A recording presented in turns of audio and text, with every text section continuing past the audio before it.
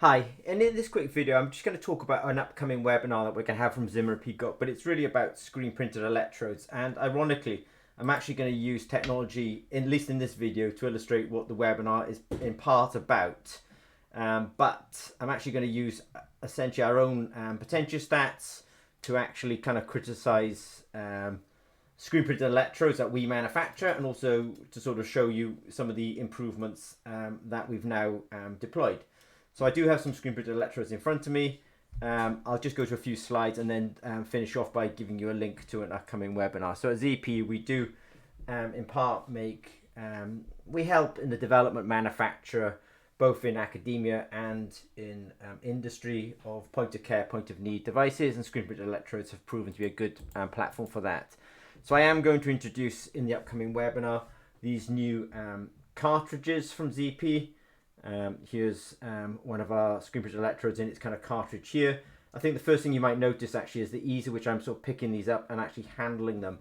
But what I want to do now is just change again to the here, and just kind of say the problem that we've encountered and sort of, you know, use this was a generation 3 Sensi or potentiostat, and this is a generation 2, but let me just grab this for a second. So you've got this slot at the front of this potentiostat, so I'm just going to come in.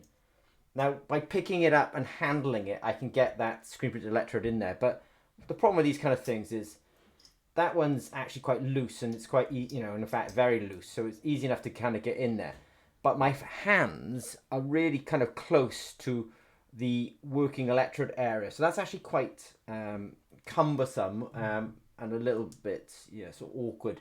Now this one's a lot better because it's actually tighter. But again, I have to kind of pick it up like this. Whoops. Make sure I don't get my fingers onto the screen printed electrodes. It is slightly awkward, and then sort of push it in there. And I've seen them sort of flexing around like this, you know, so that's not necessarily good.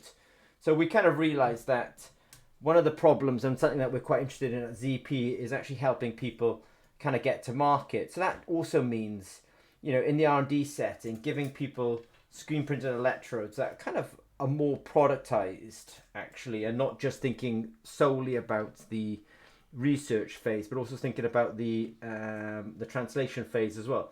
So if I now take one of these cartridges, one of these screen printed electrodes, it's in a cartridge. See the way I can sort of pick it up? My fingers are not near the electrodes. I've even got a piece here that I can hold. I can flick this down, click that in, and that's keyed in. So that's how we can sort of quite readily attach that into the 4th generation potentiostat that we have here. So I can take that one out.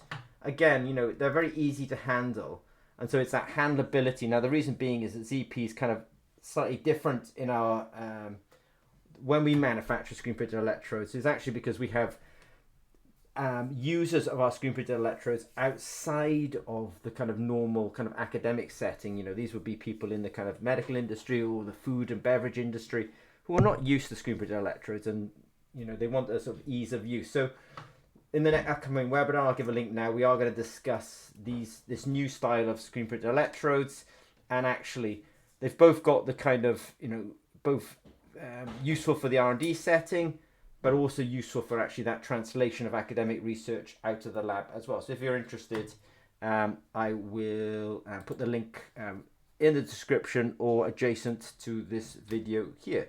So no need to write that down, but I will put a link to this, as I say, in the description or in the adjacent buttons. Okay, thanks very much.